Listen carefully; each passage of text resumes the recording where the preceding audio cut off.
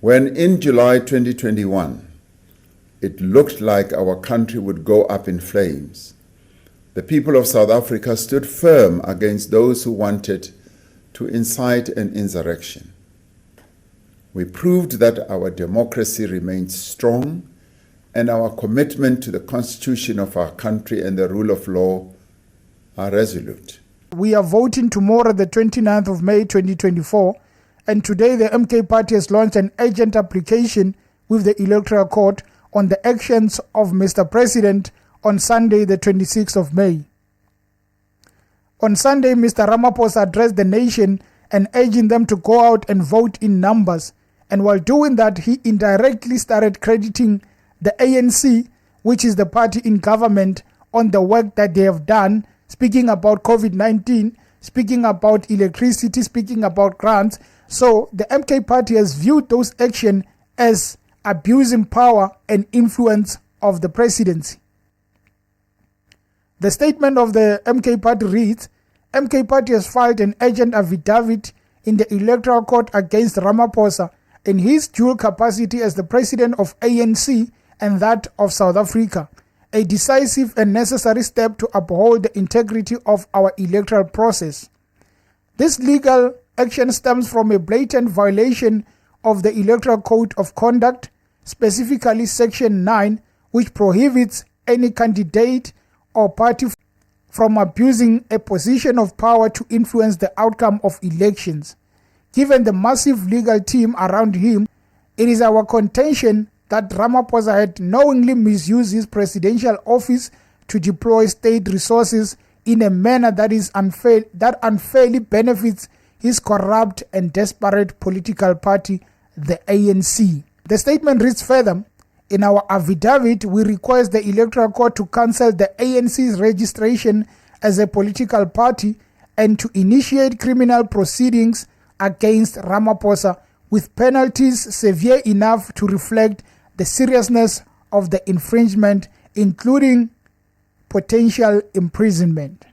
On the other hand, the DA has also joined in on this urgent application, and they are saying that Ramaphosa manipulation was cynical, calculated, and designed to influence the outcome of the election by providing the ANC with an airtime that was not made available to any other party contesting the election. The DA is further asking the court to reduce the ANC votes by 1% in line with provisions of the Electoral Court. And John Steenhuisen says that it is not for the first time Ramaphosa has chosen the correct political party over South Africa. As the president, he should have known better and he must now be held accountable. This type of abuse cannot be allowed by anyone, says John Steenhuisen. So this is not only a war between Ramaphosa and Jacob Zuma.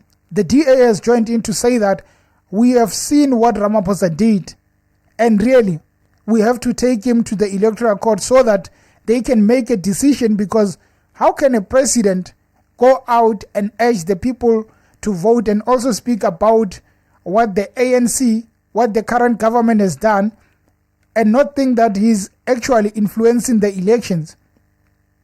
A lot of people would think that these parties are just scared that they are going to lose, but what the president of South Africa did on Sunday, it was not supposed to be done, because we can all see that it was a campaign that was hidden.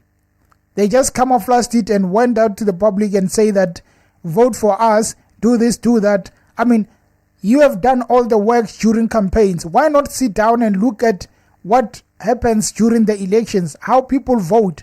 To go out on the public and speak to the people like he did, really, it deserved the attention that is getting, and one cannot blame the MK Party and the DA.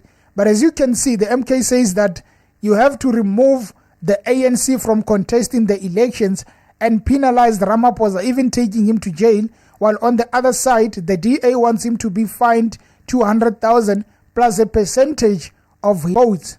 So they want a percentage to be docked from his votes that he would have received after the final count, so that if by any chance the ANC goes to 50%, 1% taken out, it's 49. Remember, they want to remove Ramaphosa. They want to beat the ANC at all costs. The question is the Electoral Court going to be in the favor of the opposition, or is it going to be in the favor of the president? Because we know that the president doesn't just lose, and he's not going to lose on this one. As much as it is an urgent application, I do not see them winning on this one. I feel like the IEC will come back and say that, no, we don't agree with you. You are speaking as the president. But we can all see what he did. He went to the public and spoke to them as the president of the ANC and the president of South Africa. Obviously, the people know that Ramaphosa is the president of ANC. So when he speaks to them, in their mind, they might be getting that call to vote for the ANC. It was wrong of what the president has done. And if only the law in this country didn't have favors, just maybe he would have been called to answer for his action. Maybe a punishment would come from that.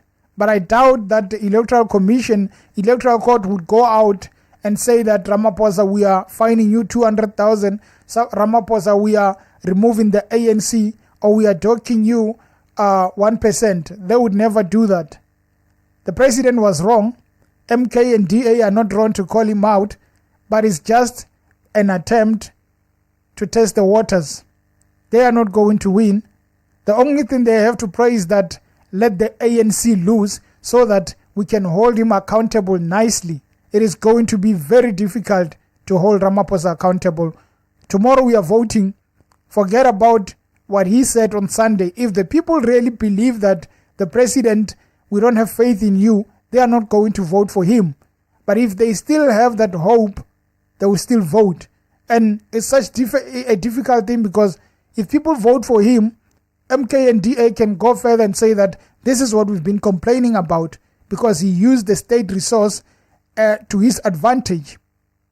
Now, if he loses, he better cross another country, because Zuma will come running after Ramaphosa. He wants to make a revenge out of him. You take me to jail, I will do the same. Anyway, guys, let's go out in numbers to vote tomorrow. And until next time, cheers. Through the introduction of the special SRD grant, we provided relief to more than 11 million unemployed people at the height of the pandemic. This has now come down, the pandemic having come to an end. Working together, we succeeded in administering more than 39 million COVID vaccine doses. Even during the worst moments of the pandemic, we endured, and indeed we did overcome. This is how we are as South Africans. We confront every great difficulty and challenge with determination and courage. When in July 2021, it looked like our country would go up in flames, the people of South Africa stood firm against those who wanted to incite an insurrection. We proved that our democracy remains strong and our commitment to the Constitution of our country and the rule of law are resolute. When in April 2022 catastrophic floods struck parts of KwaZulu-Natal, the Eastern Cape and Northwest, South Africans came together to provide material assistance to those affected in order to help them rebuild their lives.